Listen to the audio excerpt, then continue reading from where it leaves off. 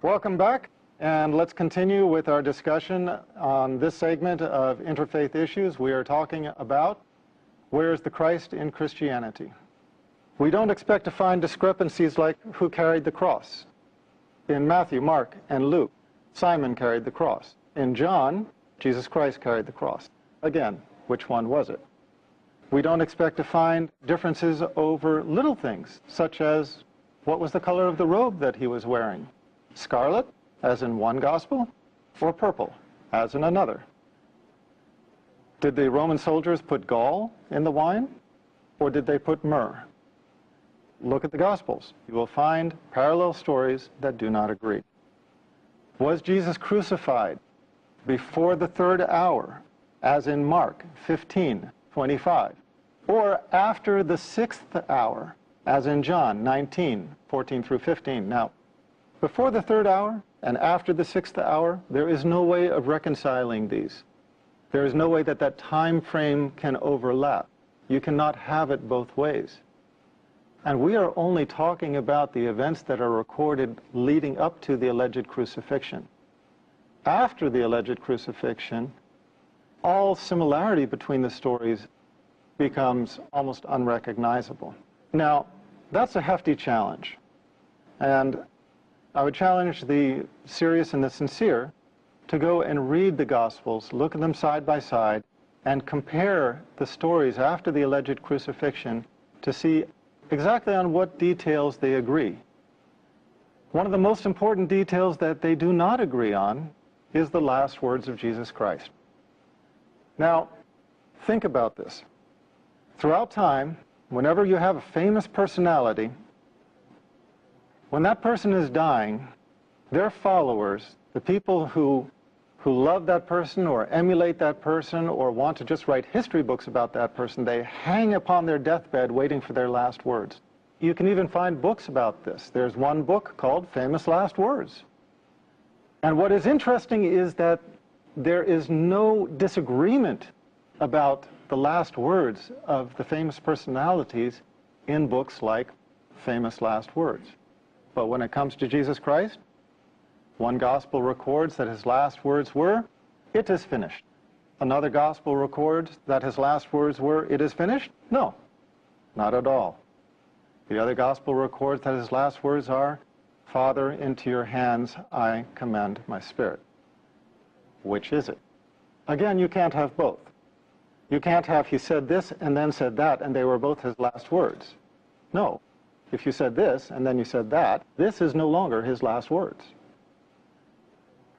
These are only a few of a long list of scriptural inconsistencies, and they underscore the difficulty in embracing the New Testament as unadulterated scripture, scripture that we can be comfortable hanging our salvation upon, trusting that this book will get us into paradise because it is letter perfect and we can be assured that it is pristine revelation from God.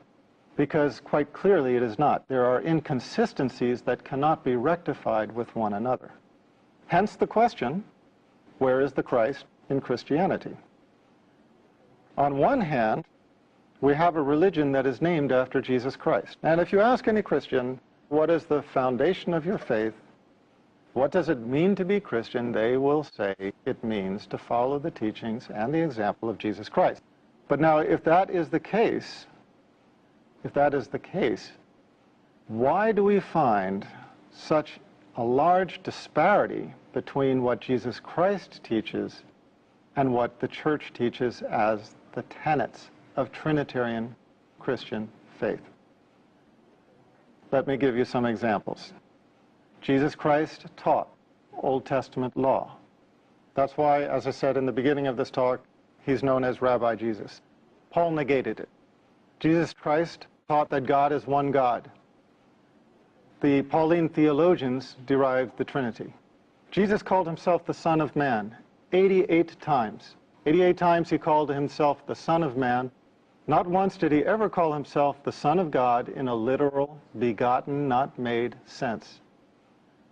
What did Paul call Jesus Christ? The Son of God.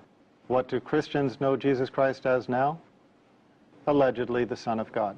We have to ask ourselves, when we are following the tenets of Christian faith, or those who follow the tenets of Christian faith, what are they adhering to more closely, the teachings of Jesus Christ or the teachings of Paul? And make no mistake about it, they are not the same. The teachings of Paul, as I just stated, in most cases are contradictory to the teachings of Jesus Christ, negating the Old Testament law, denying the unity of God, denying the direct accountability, meaning praying directly to God instead of praying to a saint or an intercessor, identifying Jesus Christ as a man and not as the Son of God. These are critical points upon which Paul and Jesus Christ were at odds. Paul was not only at odds with the teachings of Jesus Christ, but he was corrected by Jesus' disciples. It is well documented in the New Testament, the animosity between Peter and Paul, the animosity between James and Paul. So again, the title of this talk, Where is the Christ in Christianity? Because what we are finding is that what Jesus Christ taught is not the foundation of the tenets of faith encountered in Trinitarian churches of this time. Rather, the Trinitarian churches of this time are based predominantly upon the teachings of Paul. How recognizable is this? Is this something that I am seeing for the first time nobody else has seen? Is this something that has escaped the knowledge of Christian scholars? Not at all. They are well aware of it, but they are shy to talk about it. Let me read some quotes.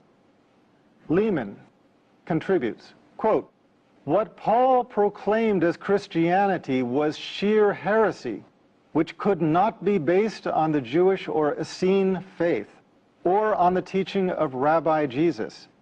But, as Schoenfeld says, the Pauline heresy became the foundation of Christian orthodoxy, and the legitimate church was disowned as heretical."